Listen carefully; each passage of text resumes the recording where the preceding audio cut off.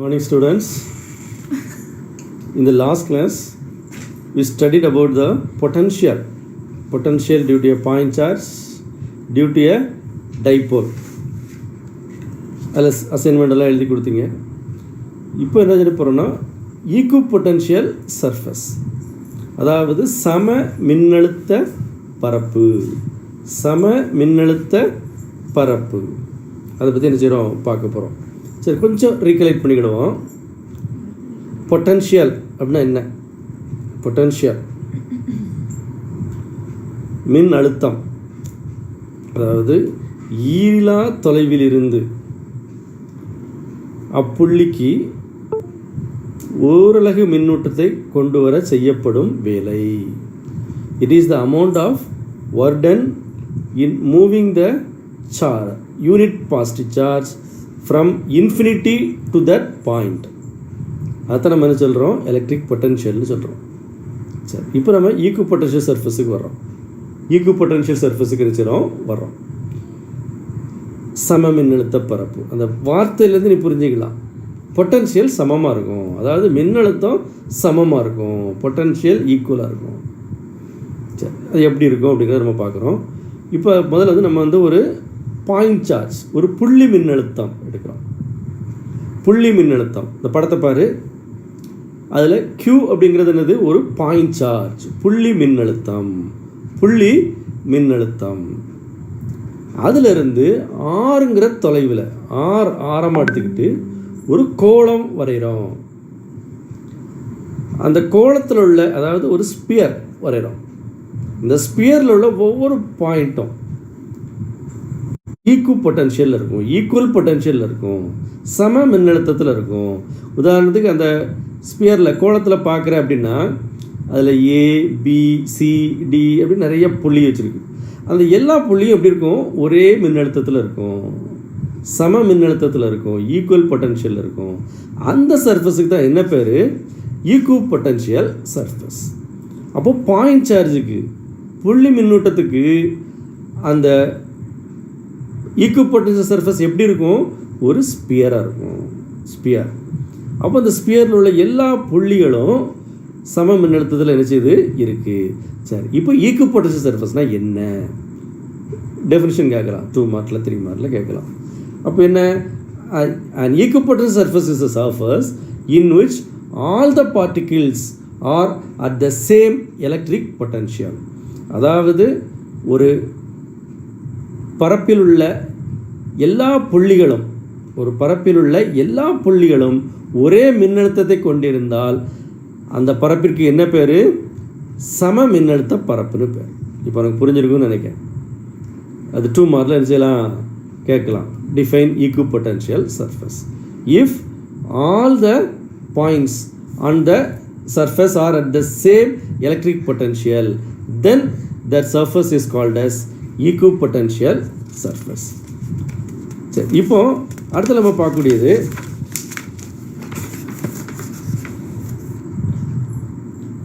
அடுத்த டயக்ராம் பார். அடுத்த டயக்ராம் பார். அந்த டயக்ராமில் 2-3 கோடு ஸ்பியர் வரைஞ்சிருக்கோம். 1 2 3 அப்படின்னு ஒரு 2-3 ஸ்பியர் ஒரு கலரில் வரைஞ்சிருக்கோம் பாரு. இப்போது அந்த ஸ்பியர், இப்போ 1வது அந்த ஸ்பியர் 2 3 பார்த்தோம் அப்படின்னா அது 1ல் உள்ள எல்லா புள்ளிகளும் ஒரே மின்னழுத்தத்தில் இருக்கும், ஈக்குவல் பொட்டன்ஷியல் இருக்கும். 2ல் உள்ள எல்லா புள்ளிகளும் ஈக்குவல் பொட்டன்ஷியல் இருக்கும். 3ல் உள்ள எல்லா புள்ளிகளும் ஈக்குவல் பொட்டன்ஷியல் இருக்கும். ஆனால் 1ல் உள்ள மின்னழுத்தம், 2ல் உள்ள மின்னழுத்தம், 3ல் உள்ள மின்னழுத்தம் வித்தியாசமாக இருக்கும். 1ங்கிற ஸ்பியர் வந்து ஒரு சம மின்னழுத்த பரப்பு, ஈக்குபொட்டன்ஷியல் சர்ஃபேஸ். 2 வந்து ஒரு ஈக்குபொட்டன்ஷியல் சர்ஃபேஸ். 3ங்கிறது ஒரு ஈக்குபொட்டன்ஷியல் சர்ஃபேஸ். ஆனால் ஒவ்வொன்றும் இப்போ 1 2 3ங்கிறது என்ன செய்யலாம்? வித்தியாசமான மின்னழுத்தத்தில் என்ன செய்யலாம்? இருக்கலாம். சரி, அடுத்து நம்ம எதுக்கு வரோம் அப்படின்னா due to a uniform electric field. இப்போ நம்ம பார்த்தது பாயிண்ட் சார்ஜுக்கு பார்த்தோம். அடுத்து யூனிஃபார்ம் எலக்ட்ரிக் ஃபீல்டு. அப்போ யூனிஃபார்ம் எலக்ட்ரிக் ஃபீல்டாக என்ன அப்படிங்கிறத பற்றி உனக்கு ஏற்கனவே நம்ம பார்த்துட்டோம்.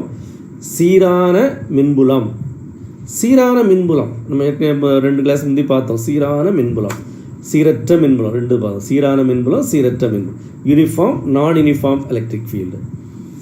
சரி, அப்போது யூனிஃபார்ம் ஃபீல்டாக எப்படி இருக்கும் அப்படின்னா they are acting in the same direction and also same magnitude, having the same magnitude. அதாவது அதோட மதிப்பும் ஒரே மதிப்பு இருக்கும், அதோட திசையும் ஒரே திசையில் இருக்கும். அப்படி இருந்தால் அது வந்து என்னது, சீரான மின்புலம்.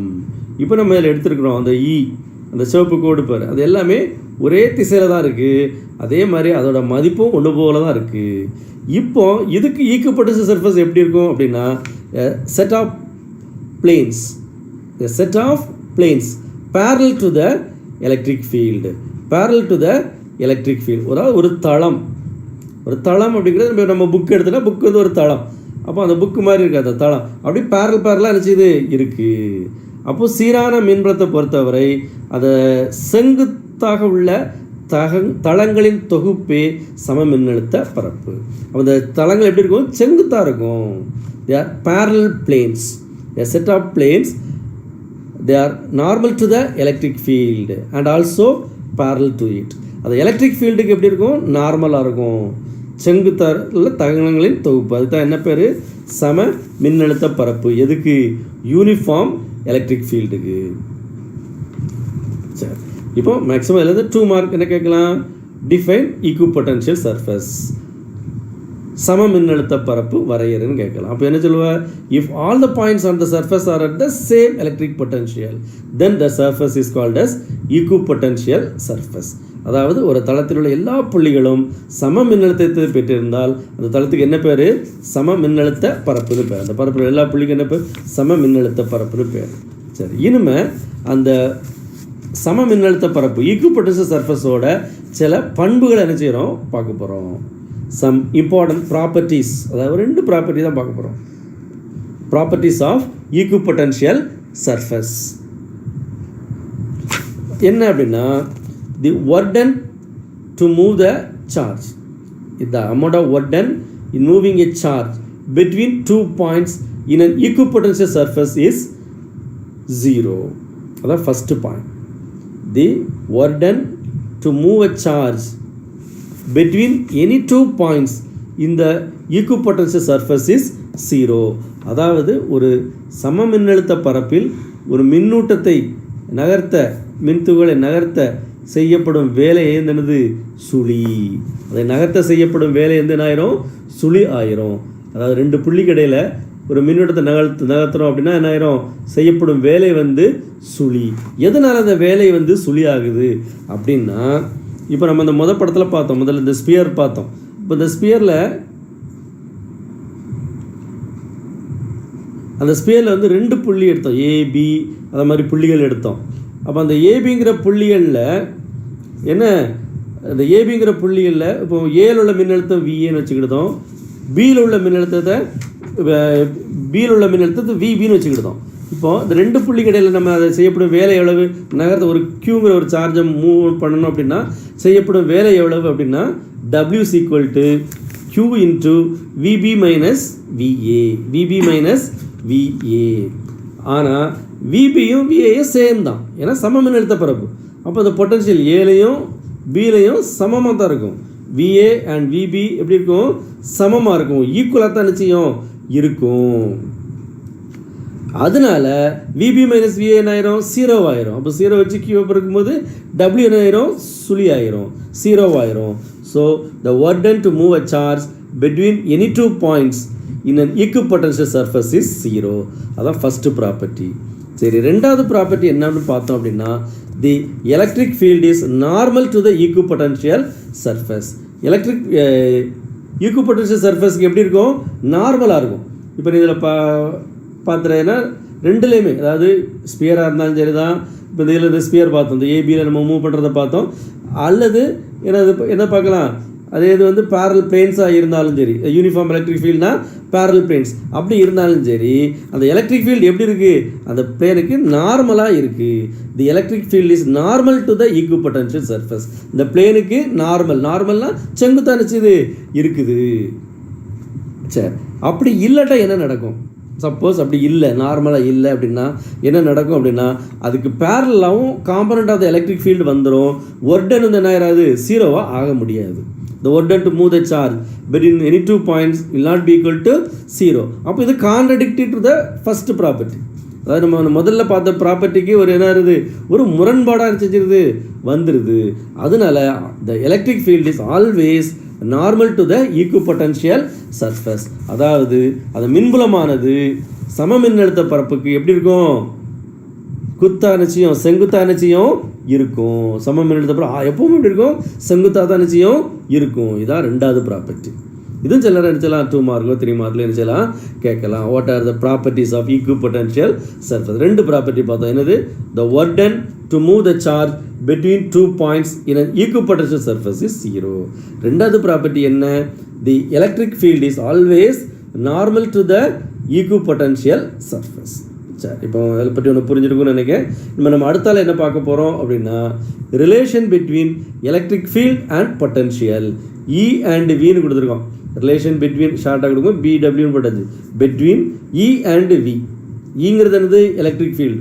விங்கிறது என்னது? பொட்டன்ஷியல். ரெண்டுக்கு இடையில உள்ள ரிலேஷன்ஷிப்பை நம்ம நினைச்சிரோம் பார்க்குறோம். அதாவது மின்புலத்திற்கும் மின் அழுத்தத்திற்கும் இடையே உள்ள தொடர்பு.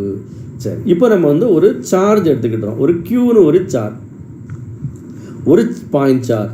அதை ஒரு ஆரிஜினில் கொண்டு போய் வைக்கிறோம், ஓங்கிற இடத்துல கொண்டு போய் வைக்கிறோம். இப்போ என்ன பண்ணுறோம், இப்போ அதை சுற்றி ஒரு எலக்ட்ரிக் ஃபீல்டு க்ரியேட் ஆகிடும். இப்போ அந்த சார்ஜ் கியூ இருக்குன்னா அதை சுற்றி ஒரு எலக்ட்ரிக் ஃபீல்டு என்னச்சியும் உருவாகும். அதை நம்ம ஏற்கனவே பார்த்தோம். அப்போ அந்த எலக்ட்ரிக் ஃபீல்டுக்குள்ளே நம்ம ஒரு யூனிட் பாசிட்டிவ் சார்ஜை கொண்டு வரோம். கொண்டு வந்து அதை டிஎக்ஸ்ங்கிற டிஸ்டன்ஸ் நினச்சிடும் மூவ் பண்ணுறோம். அந்த பாசிட்டிவ் சார்ஜை என்ன பண்ணுறோம், டிஎக்ஸ் அப்படிங்கிற டிஸ்டன்ஸ் நினச்சிடும் மூவ் பண்ணுறோம். அப்படி மூவ் பண்ணுறதுக்கு உள்ள செய்யக்கூடிய வேலை டிடபிள்யூ, அது எவ்வளோ வரும் அப்படின்னா, DW is equal to minus E dx. DW is equal to minus E dx. சரி, இப்போ இந்த மைனஸ் சைன் எதனால வருது அப்படிங்கிறது உனக்கு தெரியணும். இந்த மைனஸ் சைன் எதனால வருது அப்படின்னா, the work is done against the electric field. The work is done against the electric field. அதனால தான் என்ன ஆயிடுது, மைனஸ் சைன் வருது. அதாவது அந்த செய்யக்கூடிய வேலை மின்புலத்துக்கு எதிராக நினச்சது செய்யப்படுது. அதனால DW is equal to minus E dx. சரி, இந்த செய்யக்கூடிய வேலை எதுக்கு சமமாக இருக்குது அப்படின்னா, it is equal to the electric potential difference. This work done is equal to the electric potential difference. அதாவது அந்த செய்யக்கூடிய வேலையானது மின்னழுத்த வேறுபாட்டிற்கு சமமாக வந்துடுது. அதனால் டிடபிள்யூக்கு பதில் என்ன போடலாம், DW is equal to TV.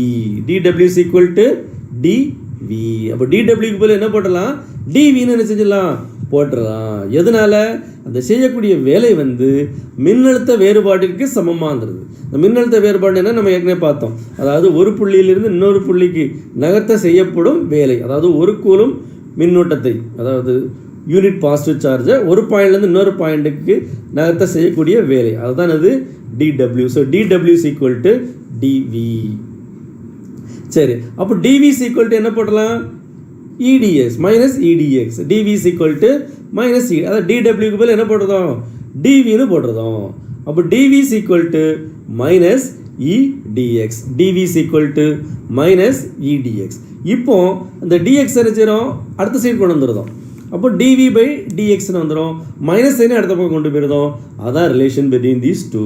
So E is equal to minus TV by dx. அந்த ஈங்கிறது என்னது, எலக்ட்ரிக் ஃபீல்டு மின்புலம். விங்கிறது என்னது, பொட்டன்ஷியல். இதான் ரெண்டுக்குள்ள தொடர்பு. E is equal to minus TV by DX. அதாவது நம்ம வேர்டிங்ஸில் சொல்லணும் அப்படின்னா, electric field is the negative gradient of the electric potential.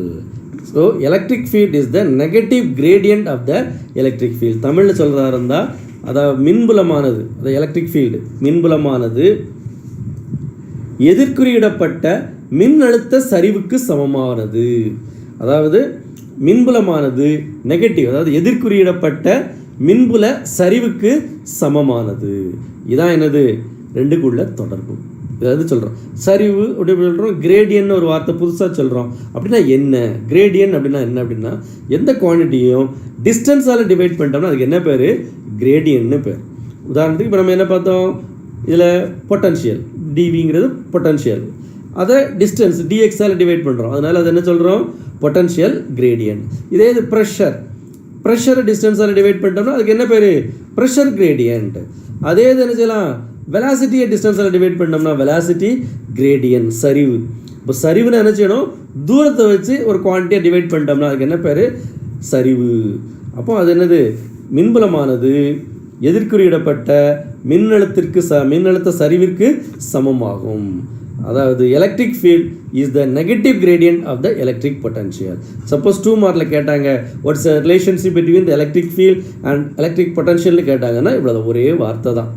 The electric field is the negative gradient of the electric potential. இதே இந்த வெக்டார் ஃபார்மில் ரெப்ரசன்ட் பண்ணலாம். அது தனியாக நமக்கு நினைச்சலாம் கேட்கலாம். Vector form represent it in the vector form.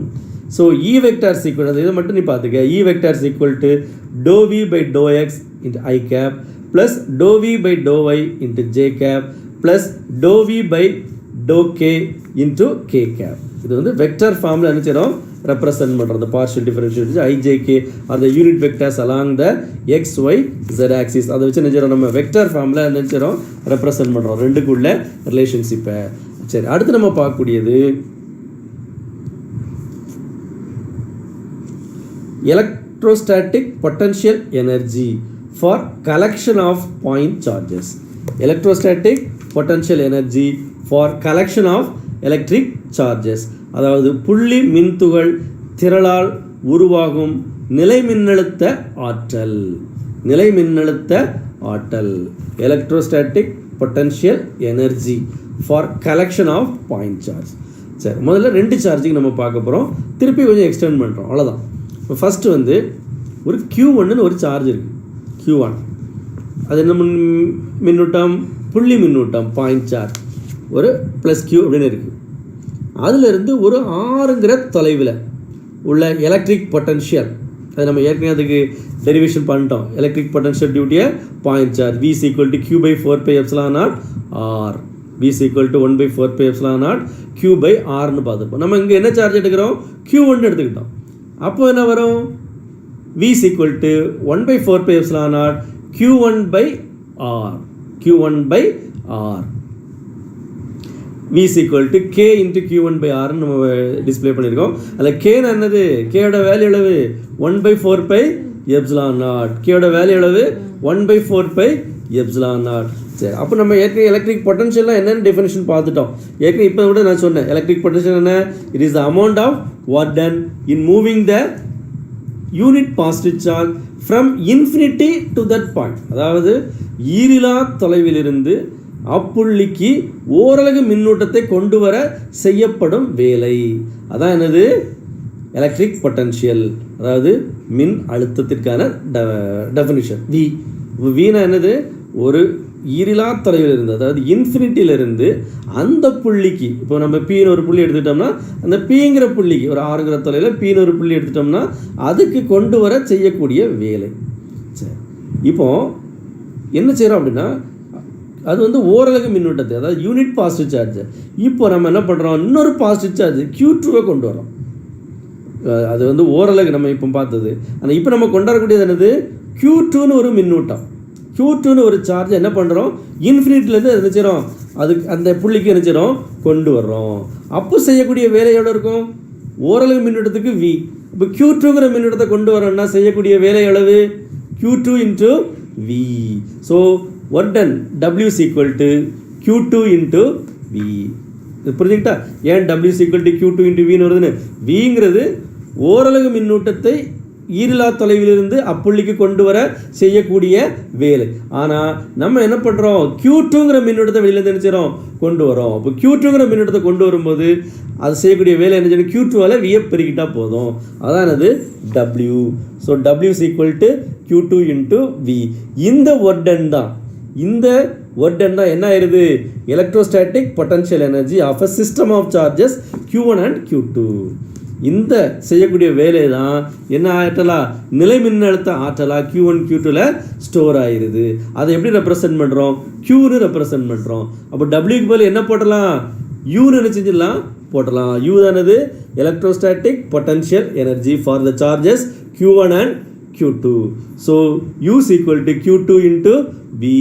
அப்போ நம்ம V கண்டுபிடிச்சிட்டோம். V எவ்வளவு? K into Q1 by R into Q2. So it is equal to K into Q1 Q2 by R. K க்கு பதில் 1/4 பேசலாம் போட்டுக்கலாம். நம்ம K ஓட வேல்யூ புக்கில் அப்படி தான் போட்டிருக்கோம். K ஓட வேல்யூ எவ்வளவு? கொஞ்சம் உங்களுக்கு ஈஸியாக புரியட்டுங்கிறத சிம்பிளாக கொடுத்துருக்கேன், அவ்வளோதான். K ஓட வேல்யூ எவ்வளவு? 1/4 pi epsilon naught. அப்போ U is equal to Q2 into P. So it is equal to K into Q1 Q2 by R. இந்த ஆற்றல், இந்த வேலையானது இப்போ நம்ம என்ன சொன்னோம், Q2ங்கிற மின்னூட்டத்தை ஈரிலா தொலைவிலிருந்து அப்புள்ளிக்கு செய்யப்படும் ஆற்றல், அதான் நிலை மின்னழுத்த ஆற்றல்னு சொல்கிறோம். இப்போ ஒரு கொஸ்டின் வரலாம், Q1ங்கிற மின்னோட்டத்தை கொண்டு வரோம், Q2 அந்த இடத்துல இருக்குது, Q1 இன்ஃபினிட்டிலேருந்து கொண்டு வரோம், அப்பவும் அதே தான் ஆற்றல், நிலை மின்னழுத்த ஆற்றல் அதே தான், Q2 into V K into Q1 Q2 by R தான். சரியா? Q2 அந்த இடத்துல நிலையாக வச்சுக்கிட்டு Q1 என்ன செய்யலாம், ஈரிலா தொலைவிலிருந்து கொண்டு வரலாம், அப்பவும் அதே ஆற்றல் தான். அல்லது ரெண்டே என்ன செஞ்சலாம், சைமல்டேனியஸாக ஒரே சனத்தில் என்ன செஞ்சலாம், இன்ஃபினிட்டிலேருந்து கொண்டு வரலாம், அப்பவும் செய்யக்கூடிய வேலை என்ன தான், அதே தான். So U is equal to K into Q1 Q2 by R. அப்போது என்ன செய்யலாம், Q1 நிலையாக வச்சுக்கிட்டு Q2 இன்ஃபினிட்டிலேருந்து கொண்டு வந்தாலும் அதே எலக்ட்ரோஸ்டாட்டிக் பொட்டன்ஷியல் எனர்ஜி தான். Q2 நிலையாக வச்சுக்கிட்டு Q1 இன்ஃபினிட்டிலேருந்து கொண்டு வந்தாலும் அதே ஆற்றல் தான். அல்லது ரெண்டையும் ஒரே நேரத்தில் அந்த புள்ளிக்கு கொண்டு வந்தாலும் ஆற்றல் என்னது, அதே ஆற்றல் தான். சரி, இப்போ சிஸ்டம் ஆஃப் சார்ஜஸுக்கு வர்றோம். 3 சார்ஜ் எடுக்கிறோம். சிஸ்டம் ஆஃப் சார்ஜில் இது 2 சார்ஜ் எடுத்து நம்ம எக்ஸ்பிளைன் பண்ணியாச்சு, இது உனக்கு ஓரளவு புரிஞ்சிருக்கும்னு நினைக்கிறேன். இனிமேல் அடுத்ததில் 3 சார்ஜ் எடுக்கிறோம், Q1 Q2 Q3 அப்படின்ட்டு. சரி, இப்போ ஃபஸ்ட்டு Q1ங்கிற சார்ஜ் மட்டும் இருக்குதுன்னு வச்சுக்கேன். Q1 மட்டும் இருக்குது. Q2 என்ன செய்கிறோம், ஈரிலா தொலைவிலேருந்து கொண்டு வரோம். Q2 ஈரிலா தொலைவிலேருந்து என்ன செய்கிறோம், கொண்டு வரோம். அப்போ செய்யக்கூடிய வேலை, நிலை மின்னழுத்த ஆற்றல், அதை நம்ம U1 எடுத்துக்கிட்டோம். அது என்னது, U1. அப்போது W, அதாவது W ஒர்டன் அளவு Q2 into V1Bன்னு வச்சுக்கிட்டோம். ஒன்றுங்கிற இடத்துக்கு Bங்கிற இடத்துல இருக்கக்கூடிய Q2 கொண்டு வரதுனால அதை VWன்னு வச்சுக்கிட்டோம். அதான் என்னது, U1 இருக்கும். இப்போ U1ங்கிறது எவ்வளவு, K into Q1 Q2 by R12. அந்த தொலைவு நம்ம R12ன்னு வச்சுருக்கோம். சரி, இனிமேல் அடுத்தால என்ன பண்ண போகிறோம், Q3 கொண்டு வரோம். அதே மாதிரி ஈரிலா தொலைவிலிருந்து Cங்கிற புள்ளிக்கு கொண்டு வரோம். அப்புறம் 2 மின்மூலமும் இருக்குது, Q1 இருக்குது, Q2 இருக்குது. அப்போ 2 நாளே நம்மளுக்கு என்ன கிடைக்கும், நிலை மின்னழுத்த ஆற்றல் என்ன செய்யும், கிடைக்கும். அப்போது ஒர்டன் எவ்வளோ ஆயிரும், W is equal to 2 தடவை என்ன செய்யும், Q2நாலையும் கிடைக்கும், Q1நாலையும் கிடைக்கும், Q2நாலையும் கிடைக்கும். So Q1 into V1C plus V2C, Q2 into V2C 2 நாள் என்ன செய்யும் நம்மளுக்கு கிடைக்கும். So W is equal to Q2 into V1C plus V2C. அப்போது நம்ம 2 என்ன செய்யணும், சப்ஸ்டியூட் பண்ணோம். அப்போ U2 என்ன ஆயிரும், U2 is equal to K into Q1 Q2 by R12 plus Q1 Q3 by R23, Q2 Q3 by R23. இப்போ 2 நாளையும் Q1நாலையும் அதில் என்ன கிடைக்கும், வேலை செய்யப்படுது, Q2நாலையும் என்ன செய்யுது, செய்யப்படுது. ஸோ மொத்த மின்னழுத்த ஆற்றல் U2 எவ்வளவு, K into Q1 Q2 by R12 plus Q2 Q3 by R23. இப்போ இது எல்லாத்தையும் கூட்டிட்டோம்னா மொத்த மின்னழுத்த ஆற்றல், கலெக்ஷன் ஆஃப் பாயிண்ட் சார்ஜஸ் கிடைச்சிரும். ஸோ மொத்த மின்னழுத்த ஆற்றல் U is equal to K into முதல்ல உள்ளது Q1 Q2 by R12 plus Q1 Q3 by R13 plus Q2 Q3 by R23. 3 என்ன செஞ்சிருந்தோம், கூட்டியிருந்தோம், அவ்வளோதான். இதுதான் மொத்த மின்னழுத்த ஆற்றல், collection of charges, point charges Q1 Q2 Q3னால கிடைக்கக்கூடியது.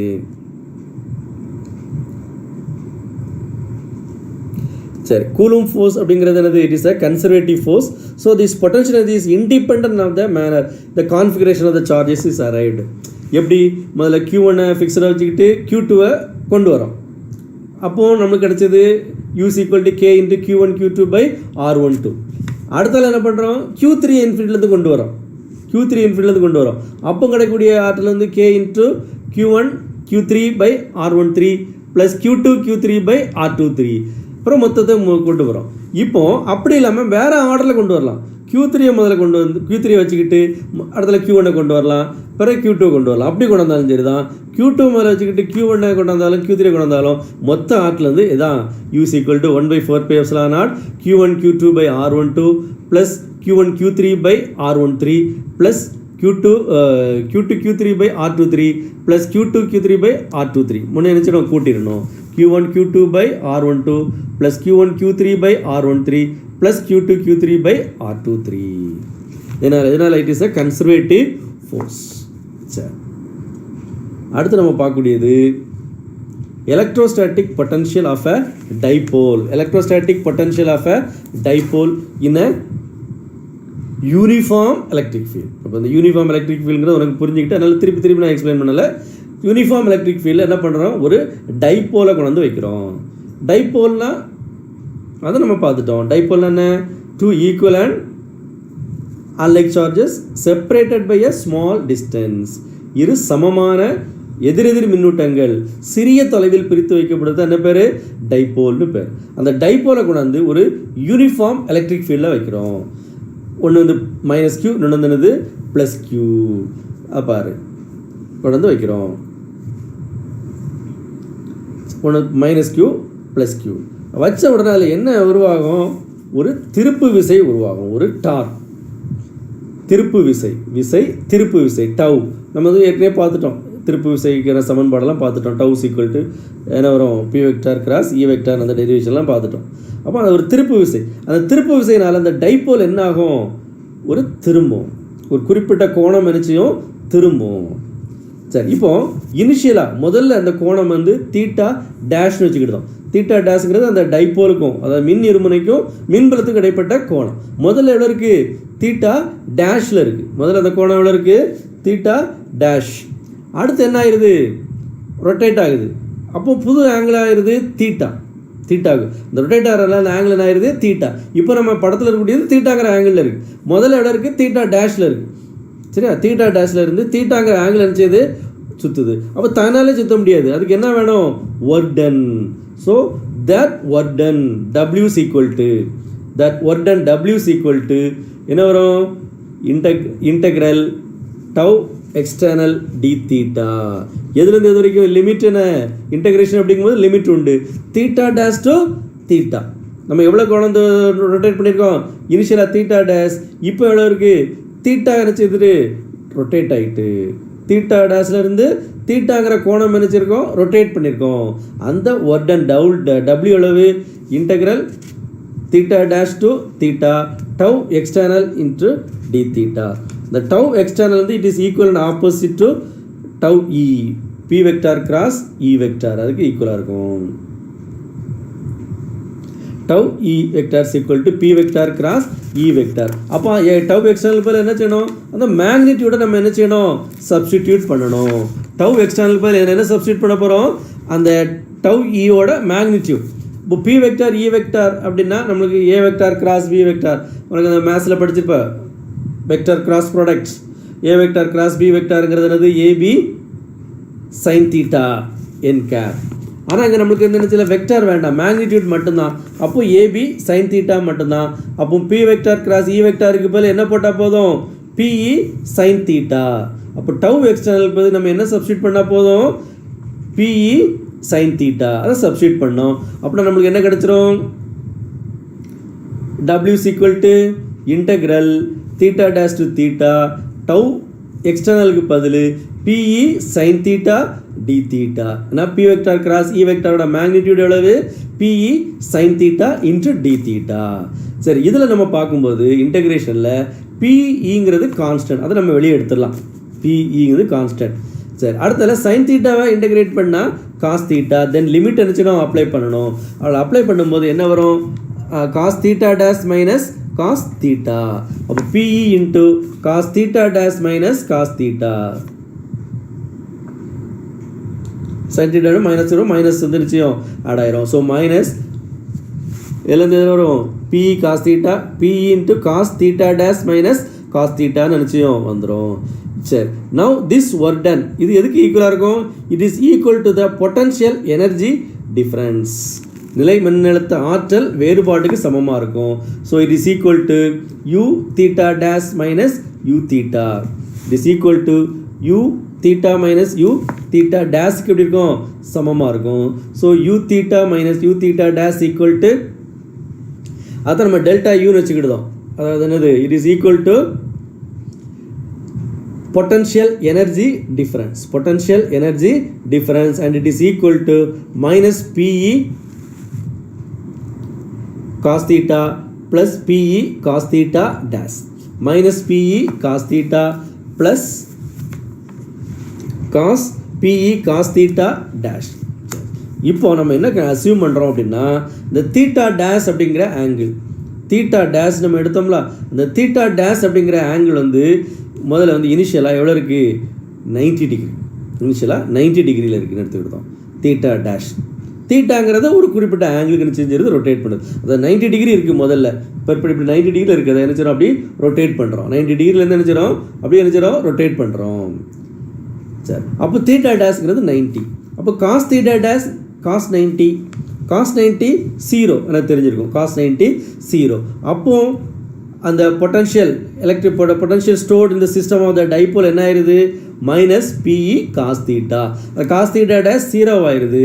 So that is the potential energy stored in the system of electric dipole. எதனால, அந்த காஸ் தீட்டா டேஷ் அளவு 90, இந்த காஸ் தீட்டா டேஷ்ங்கிறது என்னது 90. அப்போ காஸ் 90 0. அப்போ அந்த டைம் என்ன ஆயிடுது, 0 ஆயிடுது. அதனால u is equal to minus PE cos theta. இந்த மைனஸ் பிஇ காஸ் தீட்டா இதை எப்படி எழுதலாம், வெக்டர் ஃபார்மில் ரெப்ரசென்ட் பண்ணணும் அப்படின்னா டாட் ப்ராடக்ட்டில் ரெப்ரசென்ட் பண்ணிடலாம். So it is equal to minus P vector dot E vector minus P vector dot E vector. அப்போது அந்த பொட்டன்ஷியல், அந்த நிலைமின்னழுத்த ஆற்றல் எதை பொறுத்து மாறும், P and E பொறுத்து நினைச்சலாம் மாறலாம். And also it depends upon the orientation of the electric dipole with respect to the electric field. அதாவது அந்த மின் இருமுனையானது அந்த மின்பலத்தை பொறுத்து எந்த ஆங்கிள் இருக்குது இங்கே பொறுத்து நிச்சயம் அந்த நிலை மின்னழுத்த ஆற்றல் நிச்சயம் மாறுபடும். நிலை மின்னழுத்த ஆற்றல் நிச்சயம் மாறுபடும். எப்படி மாறுபடும், when the dipole is aligned in a direction anti parallel, அதாவது எலக்ட்ரிக் ஃபீல்டுக்கு ஆப்போசிட்டில், எலக்ட்ரிக் ஃபீல்டு ஒரு டைரக்ஷனில் இருக்குல்ல, அதுக்கு ஆப்போசிட் டைரக்ஷனில் இருக்குது அப்படின்னா தீட்டா எவ்வளோ ஆயிரும் 180, காஸ் 180 மைனஸ் 1. அப்போது u is equal to PE. So it is maximum, it is maximum when the dipole is aligned in the direction of the field. அந்த டைபோல் வந்து அந்த direction of the field align ஆகியிருந்துச்சுன்னா, ஒரே டைரக்ஷனில் இருந்துச்சுன்னா, அப்போ theta வந்து என்ன ஆயிரும், அது எலக்ட்ரிக் ஃபீல்டோட டைரக்ஷன்லேயே இருக்குது அப்படின்னு வச்சுக்க. தீட்டா வந்து 0, தீட்டா வந்து 0. அப்போ தீட்டா 0 ஆகும்போது காஸ் 0 1. அப்போ U is equal to minus PE. So it is minimum, so it is minimum. அப்போ ரெண்டு இதில் அப்போ என்ன ஓரியன்டேஷன் பொறுத்தும் மாறுது. அதாவது அந்த டைபோல், அந்த மின் இருமுனை வந்து அந்த எக்ஸ்டர்னல் எலக்ட்ரிக் ஃபீல்டு அந்த மின்புலத்துக்கு திசைக்கு எதிர் திசையில் இருக்கும் பொழுது அப்போ தீட்டா வந்து 180. அந்த மின் இருமுனையிலேருந்து நம்ம எக்ஸ்டர்னல் ஃபீல்டுக்கு நம்ம ஆங்கிள் கண்டுபிடிக்கும் போது தீட்டா 180 வந்துடும். அதனால் அது அது மேக்ஸிமம் ஆயிடுது. காஸ் 180 மைனஸ் 1, அப்போ மைனஸ் மைனஸ் ப்ளஸ் ஆயிடுது. U is equal to P, it is maximum. When it is align with the direction of the field, அதாவது ஃபீல்டோட டைரக்ஷன்லேயே இருக்குது டைபோல், அந்த மின் இருமுனையானது மின்புலத்தில் திசையிலே இருக்குன்னு வச்சுக்க. அப்போ தீட்டா வந்து 0, காஸ் 0 என்ன ஆயிரும், காஸ் 0 1. அப்போ அதனால U is equal to minus PE. So it is minimum. அப்போ ரெண்டு கடையில் என்ன செஞ்சிருது, வேரி ஆகுது. சரி,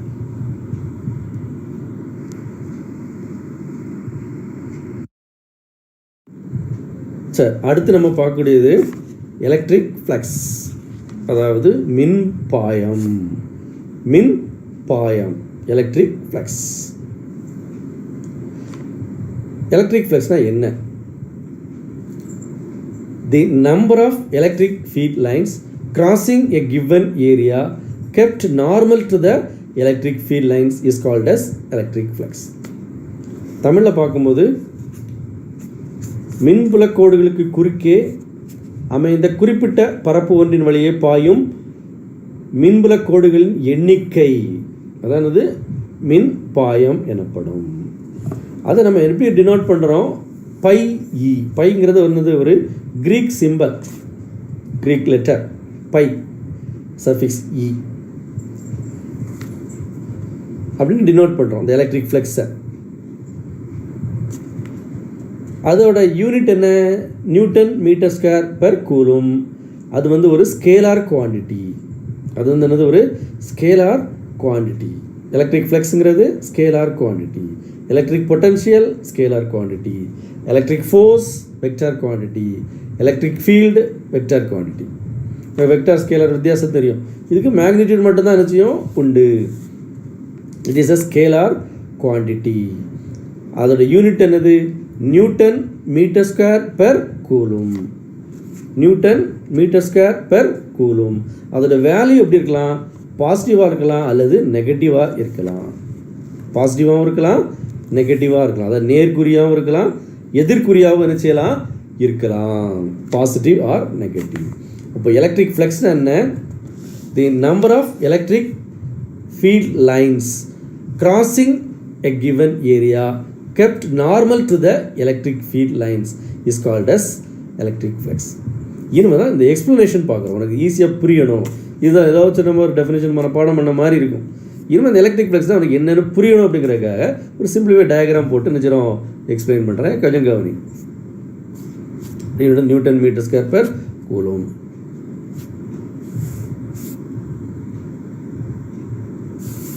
இப்போ இந்த டயக்ராமை பாரு. அது பி ப்ளஸ் கியூ. அந்த படத்தை பார்த்தோன்னா எனக்கு தெரியும். ப்ளஸ் கியூங்கிறது என்னது? ஒரு பாயிண்ட் சார்ஜ், ஒரு புள்ளி மின்னூட்டம். அதனால் கிடைக்கக்கூடிய மின்புலம். அந்த கோடுகளாக காமிச்சிட்டு அதில் என்னது? மின்புலம். அது plus q and minus q எப்படி இருக்கலாம்? ப்ளஸ் கியூ ஆனால் எப்படி இருக்கும்? ஆரோ மார்க் வந்து வெளிநோக்கி இருக்கும், மைனஸ் கியூ வந்து உள்நோக்கி இருக்கும். அதில் என்ன பண்ணுறோம் அப்படின்னா, ஒரு பரப்பு ஏபி அப்படிங்கிற ஒரு ரீஜன் எடுத்துக்கிட்டோம். ஒரு எலமெண்ட், ஸ்மால் ரெக்டாங்குலர் ஏரியா, ஒரு செவ்வக பரப்பு ஒன்று எடுக்கிறோம். ஏபி சமமாக ஒரே அளவில் நினச்சிடும் எடுக்கிறோம். ஒன்று வந்து அந்த சார்ஜுக்கு பக்கத்தில் இருக்குது, இன்னொன்று தள்ளி இருக்குது. பிங்கிறது தள்ளி இருக்குது. அப்போது ரெண்டும் ஒரே பரப்பு தான். ஆனால் ஏல பார்த்தோன்னா அந்த கோடுகளின் எண்ணிக்கை எப்படி இருக்குது? அதிகமாக இருக்குது. எதோட? பியோட அதிகமாக இருக்குது. அப்போது எலக்ட்ரிக் ஃப்ளக்ஸ் எங்கே அதிகமாக இருக்கும்? ஏல அதிகமாக இருக்கும், பியில் கம்மியாக இருக்கும். ஏன்னா number of lines crossing a given area. அப்போ எதில் அதிகமாக இருக்கும் கிராஸ் பண்ணுறது? ஏல அதிகமாக இருக்கும், பியில் கம்மியாக இருக்கும். இதே நம்ம எலக்ட்ரிக் ஃபீல்டுக்கும் பார்த்தோம். எலக்ட்ரிக் ஃபீல்டும் எதில் அதிகமாக இருக்கும்? ஏல அதிகமாக இருக்குது, பியில் கம்மியாக இருக்குது. அதே மாதிரி தான் எலக்ட்ரிக் ஃப்ளக்ஸும் ஏல அதிகமாக இருக்குது, பியில் கம்மியாக இருக்குது. எதனால்? அதில் கிராஸ் பண்ணக்கூடிய நம்பர் ஆஃப் லைன்ஸ் வந்து ஏல அதிகமாக இருக்குது, பியில் கம்மியாக இருக்கிறதுனால எலக்ட்ரிக் ஃப்ளக்ஸ் வந்து எப்படி இருக்குது? ஏல அதிகமாக இருக்கும், பியில் கம்மியாக இருக்கும். இப்போ எனக்கு ஓரளவு புரிஞ்சிருக்கும். அதாவது number of lines crossing a given area, அதாவது ஒரு குறிப்பிட்ட பரப்பில் ஒன்றின் வழியே பாயும் மின்புல கோடுகள் எண்ணிக்கை. இப்போ இந்த எண்ணி பாரு, வேணால் பாரு. படத்தை பொறுமையாக உட்காந்து இப்போ புக்கில் அந்த படம் இருக்குது, எண்ணி பாரு. ஏல இப்போ எத்தனை கோடு இருக்குது? அந்த ப்ளூ கலர் அந்த ரெக்டாங்குலர் சர்ஃபேஸில் எத்தனை கோடு இருக்குன்னு பாரு. பியில் எத்தனை கோடு இருக்குன்னு பாரு. எதில் அதிகமாக இருக்குது? ஏல தான் அதிகமாக இருக்கும். அப்போ ஏல தான் இப்படி இருக்குது, மின்புல பாயம் அதிகமாக இருக்குது. அதோட அலகு என்னது? Newton metre square per coulomb unit. It's a scalar quantity. அதோட வேல்யூ வந்து பாசிட்டிவாகவும் இருக்கலாம், நெகட்டிவாகவும் இருக்கலாம். சரி, இனிமேல் நம்ம பார்க்கக்கூடியது electric flux for uniform electric field, non uniform electric field. அதை பற்றி கொஞ்சம் தரவாக பார்ப்போம். Electric flux for a uniform electric field, அடுத்து non uniform electric field. Electric field, uniform electric field அப்படி இல்லை. அதில் ஒரு 3 கேஸ் நம்ம என்ன செய்கிறோம் பார்க்க போகிறோம். இந்த எலக்ட்ரிக் ஃப்ளக்ஸ் அதில் ஒரு 3 கேஸ் என்ன செய்கிறோம் பார்க்குறோம். ஃபஸ்ட்டு வந்து அந்த சர்ஃபேஸ் யூனிஃபார்ம் எலக்ட்ரிக் ஃபீல்டில் எப்படி இருக்குது?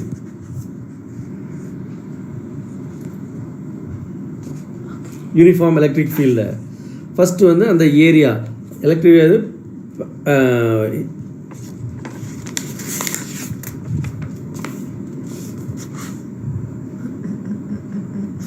எலக்ட்ரிக் ஃபீல்ட் லைன்ஸ், இந்த எலக்ட்ரிக் ஃப்ளக்ஸ் ஃபஸ்ட்டு அந்த யூனிஃபார்ம் எலக்ட்ரிக் ஃபீல்டில் பார்க்குறோம்.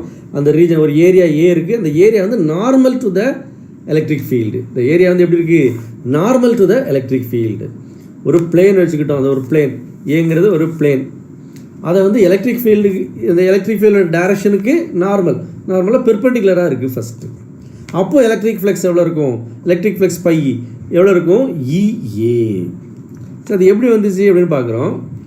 அந்த பையோட எக்ஸ்பிரஷன் என்ன அப்படின்னா phi is equal to E vector dot A vector, E vector dot A vector. So it is equal to E A cos theta. ஒரு dot product of two vectors தெரியும். A vector dot B vector is equal to A B cos theta. அப்போ E vector dot A வெக்டாருங்கிறதுங்க என்ன ஆயிரும்? E A cos theta. அப்புறம் நம்ம இந்த கேஸில் பிளேன், அந்த பிளேன் பேரல் பிளேன் அது எப்படி இருக்குது? அந்த எலக்ட்ரிக் ஃபீல்டுக்கு நார்மலாக இருக்குது. சரி, இதை தீட்டா நம்ம எப்படி கண்டுபிடிக்கிறோம் அப்படின்னா, தீட்டாங்கிறது அந்த பிளேனுக்கு நார்மலுக்கும் எலக்ட்ரிக் ஃபீல்டுக்கும் இடையில உள்ள ஆங்கிள். புரியுதா? அந்த பிளேனுக்கும் எலக்ட்ரிக் ஃபீல்டுக்கும் உள்ள ஆங்கிள் கிடையாது. அந்த பிளேனுக்கு என்ன பண்ணுறோம்? ஒரு செங்குத்து கோடு வரைகிறோம், ஒரு நார்மல் வரைகிறோம். அப்போ அந்த ஏங்கிற பிளேனுக்கு ஒரு நார்மல் என்னன்னு போட்டிருக்காங்க பற்றி, அந்த எண்ணுங்கிறது நார்மல். அந்த நார்மலோட டைரக்ஷனுக்கும் எலக்ட்ரிக் ஃபீல்டுக்கும் இடையில உள்ள ஆங்கிள். அப்போ இந்த கேஸில் தீட்டா என்ன ஆயிரும்? தீட்டா என்ன ஆயிரும்? 0. ஏன்? ஒரே டைரக்ஷனில் இருக்குது. அப்போது theta 0, cos 0 1. So phi is equal to E A. புரியுதா? அடுத்த கேஸ்க்கு வரும். இப்போ அந்த பிளேன் எப்படி இருக்கு? It is perpendicular to the electric field. அதனால அதாவது செங்குத்தாக இருக்குது. அந்த பரப்பு எப்படி இருக்குது? செங்குத்தாக இருக்குது. ஃபஸ்ட்டு செங்குத்தாக இருக்குது, இப்போ எப்படி இருக்குது? பேரலாக இருக்குது. அந்த எலக்ட்ரிக் ஃபீல்டோட டைரக்ஷன்லேயே இருக்குது, பேரலாக இருக்குது. ரெண்டாவது கேஸில் பார்த்தோம் அப்படின்னா அந்த ஏங்கிற பரப்பு எப்படி இருக்குது? அந்த எலக்ட்ரிக் ஃபீல்டுக்கு இணையாக இருக்குது, பேரலாக இருக்குது. சரி, இப்போது நான் ஏற்கனவே சொன்னேன் தீட்டா எப்படி கண்டுபிடிக்கணும்? அதுக்கு நார்மல், அந்த பரப்புக்கு நார்மல் என் மேல் நோக்கி இருக்குது, அதுவுக்கும் எலக்ட்ரிக் ஃபீல்டுக்கும் இடையில ஆங்கிள். அப்போ தீட்டா எவ்வளவு? 90 டிகிரி. அப்போ தீட்டா 90, காஸ் 90 எவ்வளவு? காஸ் 90 தெரியும், 0. அப்போ 0 காஸ் தீட்டா 0 ஆகிடுனா பை என்ன ஆயிரும்? 0 ஆயிரும். அப்போது அந்த பிளேன், அந்த பரப்பு வந்து எந்த திசையில்? பேரலாக இருக்கும்போது, அந்த எலக்ட்ரிக் ஃபீல்டுக்கு மின்புலத்துக்கு இணையாக இருக்கும்போது அந்த மின்புல பாயம் என்ன ஆயிரும்? சுழியாயிரும். அடுத்த ஒரு கேஸ் நம்ம பார்க்க போகிறோம். அது எப்படி இருக்குது அப்படின்னா, அந்த பரப்பு வந்து ஒரு குறிப்பிட்ட ஆங்கிள் தீட்டாங்கிற ஆங்கிளில் இருக்குது. அந்த நார்மலுக்கும் இப்போ இதில் பார்த்தோன்னா அந்த நார்மலுக்கும் எலக்ட்ரிக் ஃபீல்டு, அதாவது மின்புலத்துக்கு இடையில ஆங்கிள் அளவு தீட்டா. அப்போ இந்த கேஸில் phi is equal to E A cos theta. நம்ம தீட்டாவோட மதிப்புங்க நம்மளுக்கு கொடுக்கல, தெரியாது. அதனால் என்ன பண்ணியிருந்தோம்? It is equal to E A cos theta. E A cos theta. இப்போ 3 கேஸ் நம்ம பார்த்துட்டோம். அடுத்ததா இப்போ ஃபஸ்ட்டு கேஸில் வந்து அந்த பிளேன், அந்த பரப்பு எப்படி இருக்குது? அந்த மின்புலத்துக்கு செங்குத்தாக இருக்குது. இட் இஸ் நார்மல், செங்குத்தாக இருக்குது, normal to the electric field. அப்போ அந்த ஆங்கிள் தீட்டா என்ன ஆயிடுது? 0 ஆயிடுது. ஏன்னா தீட்டாங்கிறது அந்த பரப்புக்கு செங்குத்துக்கும் எலக்ட்ரிக் ஃபீல்டு ஆங்கிள் தீட்டா 0. அதனால பை இஸ் ஈக்குவல் டு இஏ. ரெண்டாவது நம்ம பார்த்ததுல அந்த பரப்பு எப்படி இருக்குது? அதுக்கு இணையாக இருக்குது, பேரலாக இருக்குது. அப்போ தீட்டா 90, காஸ் 90 0. அதனால் பை 0. மூணாவது கேஸில் பார்த்தோம் அப்படின்னா அந்த ஆங்கிள் தீட்டா வந்து நம்மளுக்கு வேல்யூ தெரியாது. It is incline at an angle, ஒரு குறிப்பிட்ட கோணத்தில் இருக்குது அந்த பரப்பு. அப்போது தீட்டா நம்மளுக்கு வேல்யூ தெரியாது. அதனால் என்ன பண்ணுறோம்? இஏ காஸ் தீட்டான்னு என்ன செஞ்சிடறோம்? போட்டுக்கிடுறோம். இது வந்து for a uniform electric field. அடுத்த நம்ம பார்க்கக்கூடியது எதுக்கு? ஃபார் அ நான் யூனிஃபார்ம் எலக்ட்ரிக் ஃபீல்டு.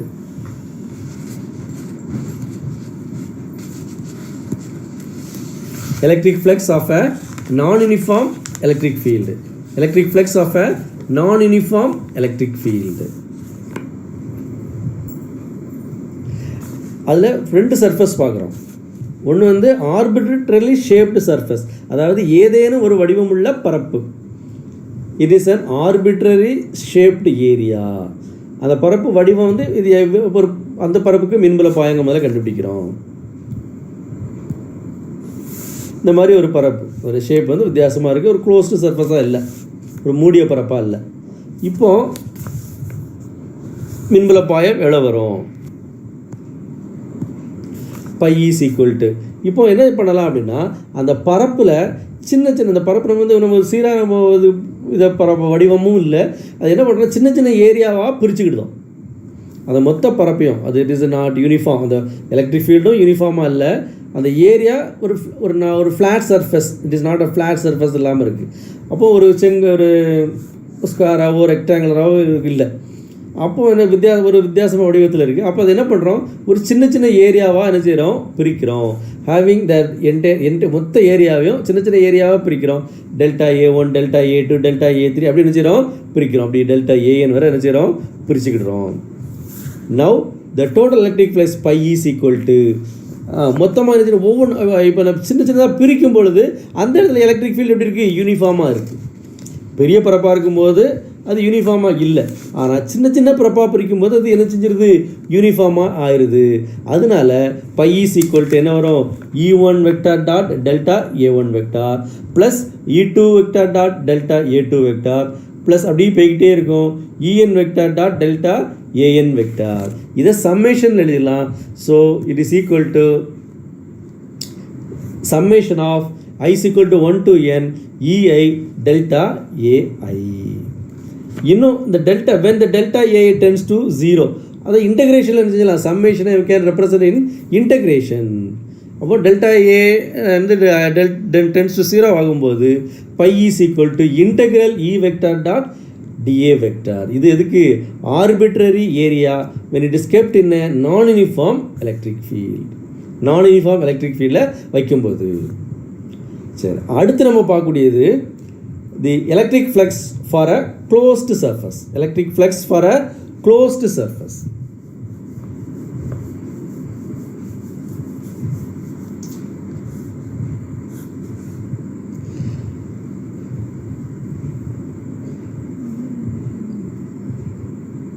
ஒரு க்ளோஸ்டு சர்ஃபேஸ் எடுத்துகிறோம். இப்போ இதில் நம்ம என்ன செய்கிறோம், ஒரு மூடிய பரப்பு என்ன செய்கிறோம், எடுத்துக்கிட்டோம். க்ரீன் கலரில் இருக்குது, அது ஒரு மூடிய பரப்பு. அதை எதில் கொண்டு போய் வைக்கிறோம், ஃபீல்டு எப்படி இருக்குது, யூனிஃபார்மாக நான் யூனிஃபார்மாக, அந்த கோடு வந்து ஒவ்வொரு திசையில் இருக்குது. அப்படி அப்போ பார்த்தோன்னே நீ கண்டுபிடிச்சிடலாம், இட் இஸ் நான் யூனிஃபார்ம் எலக்ட்ரிக் ஃபீல்டில் கொண்டு போய் வைக்கிறோம். இப்போ டோட்டல் எலக்ட்ரிக் ஃப்ளக்ஸ் என்ன வரும் அப்படின்னா, இந்த when it is placed in non uniform electric field அதை நினச்சிடும், அதே மாதிரி பிரிச்சுக்கிட்டோம். அப்போ வந்து மொத்த electric phi is equal to closed integral, அது வந்து ஒரு மூடிய பரப்பு. அதனால் இந்த integration is taken over the closed surface. அப்போ இன்டகிரேஷன் போது நடுவில் ஒரு சர்க்கிள் சிம்பிள் போட்டிருக்கு, into E vector dot dA vector. அப்போ இது வந்து என்ன integration, the integration is taken over a closed surface and ஒவ்வொரு எலமெண்ட்டும் அவுட்வேர்டு என்ன செய்யுது, டைரக்ஷன் வந்து DA வெக்டார், அதாவது DA வெக்டார் வந்து எப்படி இருக்குது, அவுட்வேர்டு நார்மலாக நிச்சயம் வரும். இப்போ இந்த டோட்டல் எலக்ட்ரிக் ஃப்ளக்ஸ் எப்படி இருக்கலாம், டோட்டல் எலக்ட்ரிக் ஃப்ளக்ஸ் இது நெகட்டிவாகவும் இருக்கலாம், ஜீரோவாகவும் இருக்கலாம், பாசிட்டிவாக நினச்சலாம் இருக்கலாம். இந்த டோட்டல் எலக்ட்ரிக் ஃப்ளக்ஸ் ஒரு க்ளோஸ்டு சர்ஃபேஸ், இந்த க்ளோஸ்டு சர்ஃபேஸில் வரக்கூடிய எலக்ட்ரிக் ஃப்ளக்ஸ் எப்படி இருக்கலாம், ஜீரோவாகவும் இருக்கலாம், நெகட்டிவாகவும் இருக்கலாம், பாசிட்டிவாகவும் இருக்கலாம். சரி, எப்போ பாசிட்டிவாக இருக்கும், when the angle தீட்டா, இந்த தீட்டாங்கிறது angle between DA vector and E vector, அது எலக்ட்ரிக் ஃபீல்டுக்கும் DA வெக்டாருக்கும் இடையில் உள்ள angle, when it is less than 90 degree, அதாவது 90 டிகிரிக்கு குறையாக இருக்கும்போது, 90 டிகிரிக்கு குறையாக இருக்கும்போது என்ன ஆயிரும், it is positive, it is positive. சரி, எப்போ நெகட்டிவாக இருக்கும், when it is greater than 90 degree, when that angle between the electric field E vector and DA vector, E வெக்டாருக்கும் DA வெக்டாருக்கும் இடையில ஆங்கிள் வந்து greater than, அதாவது greater than 90 டிகிரி இருந்துச்சுன்னா என்ன ஆயிரும், எலக்ட்ரிக் ஃப்ளக்ஸ் வந்து நெகட்டிவ் ஆயிரும்.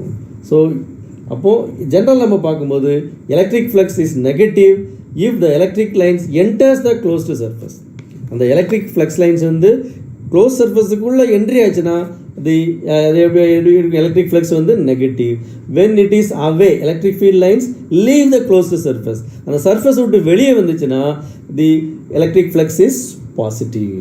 இப்படியும் கிளாஸிஃபை பண்ணலாம். ஜென்ரலாக சொல்லும்போது எலக்ட்ரிக் ஃப்ளக்ஸ் எப்போ நெகட்டிவாக இருக்கும், when the electric field lines they enters into the closed surface, அந்த மூடிய பரப்பை நோக்கி அந்த எலக்ட்ரிக் ஃபீல்ட் லைன்ஸ் இருந்துச்சுன்னா எலக்ட்ரிக் ஃப்ளக்ஸ் வந்து நெகட்டிவ். அதை விட்டு வெளிநோக்கி இருந்துச்சுன்னா when it is leave the closed surface and it is positive. அது எப்படி இருக்கும்? பாசிட்டிவாக இருக்கும். சரி, இது போல் எலக்ட்ரிக் ஃப்ளக்ஸ்னால் என்ன அப்படிங்கிறத பற்றி ஓவராலாக கொஞ்சம் பார்த்துட்டோம்.